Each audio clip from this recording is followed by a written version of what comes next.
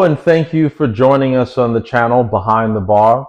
As always, I'm your host, Timmy Tayo, and today we're going to review the stalemate in London against Fulham, a score draw 1-1 at Craven Cottage, and we'll also look ahead to the Burnley game this weekend. Now, I've had a day or so to reflect on the game, and I think my first point is really just appealing to the Man United fans to be patient. I think patience is key in this new project, right? We've been here many times before with 5 different coaches that I can remember. I think we've had 3 cultural resets in the last few years. Every coach wants to come in and stamp their own authority onto the team, onto the culture, bring in a winning culture. Right? We've heard that theme song so many times, whether it started with Louis van Gaal and then Mourinho and then Ole Gunnar Solskjaer, Erik ten Hag, and now we're at the era of Ruben Amorim, who's had, 8 months into his tenure, 1 first full preseason and 2 games into his first full season, and we're already getting shouts for Amorim out. And I must say that I'm really perplexed at these cries for Ruben Amorim's head, because we've seen this movie before, right? I mean, if you look at the top teams in the Premier League, they've had continuity. They've given the coach time. I mean, we look at Arteta, for example. In his first 2 years on the job, his first full 2 seasons, he brought in 15 players. You look at the likes of Klopp in his time, in his first 2 seasons, he brought in 13 new players.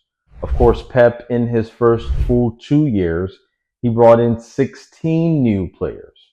And so it's quite clear that coaches not only need time, but they need to bring in players to be able to bring their vision into the team. And when I look at Ruben Amorim right now, I think he's had, 5 players, 4 to 5 players that he's brought in. Diego Leon, the young kid. Of course, Patrick Dorgu came in the winter, and then, which is a left wing back position. And then he's brought in 3 attackers, right, this off season. I think a good analogy for this is, looking at someone who's out of shape, trying to get in shape, or someone who's overweight or wants to lose weight, right? There's 2 things that need to happen. You need to exercise, go to the gym, but more importantly, you need to change your diet, right? You need to eat well to support and complement the exercise that you're doing. And I don't care how much gym you go to, how much exercise you do, if you're not eating well, that belly fat is not going to go away. Right? That core strength is not going to be there. And it's the same thing in football, right? The core, the midsection, the middle of the park is the most important part of the team, especially in the Premier League. And when you look at Ruben Amorim's tenure to this point, he's still playing with the same midfield that Erik ten Hag had last season, right? Manu Uluwate, Kobe Mainoo, Casemiro. Of course, we let Collier leave. I know Bruno's been played there, Mason Mount's been played there, but these are the same players, and he hasn't had a chance to bring in not a single midfielder, right? We just counted, 4 transfers that he's had influence on since he's been here. I just mentioned double-digit transfers, double-digit in players that those other coaches had time to bring in to really shape their identity and reflect how they want to play. And without giving Amorim the time that he needs to build the core of his team, I think it's very premature to not try to see out this new culture, right? And so I think patience is going to be key. We came 15th last season. I think it's unrealistic to expect that we're going to be going out there week in, week out and blowing teams away. And so I think we just need to simmer down, allow Amorim's vision to take shape. And if it doesn't work, it doesn't work, right? I don't think following blindly is the way to go. I think Amorim still has some improvement to make. There's no doubt about it. And that leads right into my second point with the Bruno conundrum, right? We've just talked about the core, the midfield, the center of the park, where games are won and lost. And the simple truth about the Bruno situation is that Bruno Fernandes is not a midfielder. He is a number 10. He is an attacking player. He does not have the defensive instincts to play in midfield. He does not have the defensive awareness to play in midfield. I mean, take that Fulham goal as a great example yesterday, right? The ball's on the wing with Iwobi, and Bruno has his player, I think it was Wilson, who scored the goal, and he's marking Wilson. Wilson is just outside the D. He makes a run right across Bruno, and Bruno doesn't track his man. Now, I'm not here to bash Bruno because without Bruno these last few seasons, Man United probably would have gotten relegated. But this is an Amorim decision, right? Like I said, he has to answer questions as well. He is not beyond reproach. This is an Amorim decision to play Bruno outside of his natural habitat, which is a 10. So the bottom line with this deal is Amorim, you either need to bench him or you bench someone else to play him in his preferred position, in his strongest position, which is a number 10. Period. I think Kobe Mainoo deserves a look in that midfield alongside Uate or Casemiro, but we cannot play Bruno in the midfield. It does not work.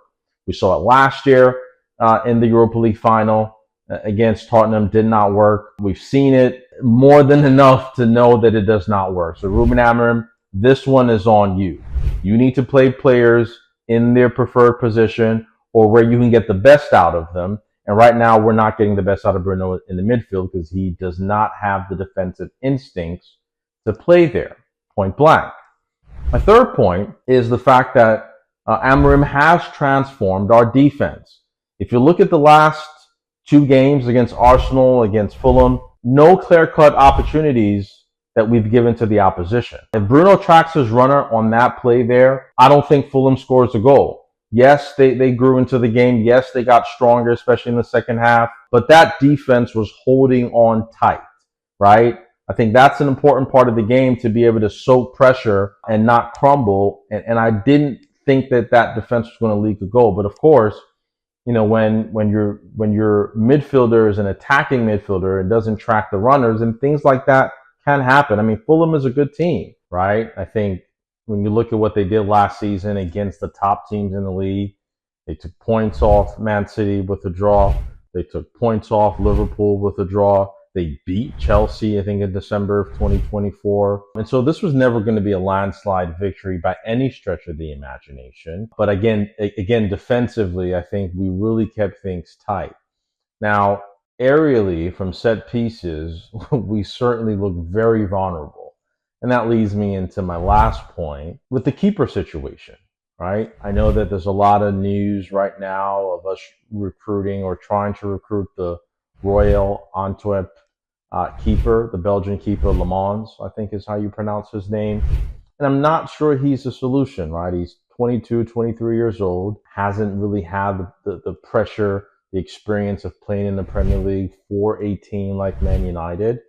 And so huge question marks over the keeper situation. I do like Altay Bayındır. I like what he can bring from a possession standpoint with his ability to pass. I think he's been completed more successful passes than any keeper this season. But commanding your box as a goalkeeper is more important than how well you pass the ball. Being a good shot stopper, and especially on set pieces, like I said, we look like conceding every time Fulham had a corner or a free kick. And so something needs to be done. It's dire straits right now. It's a pressure situation, and teams are going to keep targeting our keeper until we're able to make a change. And so that's still a big question mark that needs to be resolved going into this season. But looking ahead to the Burnley game, I'm just going to preview what I hope to see.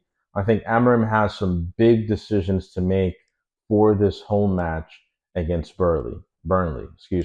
And we'll start at the top of the pitch, because while I praise Amorim for how he's handled integrating Šeško into the team, because we only have to look at Rasmus Højlund, right? When he came from Atalanta 2 years ago, he was already being hailed as the Messiah, right? The striker who was going to come in and take United back to the top.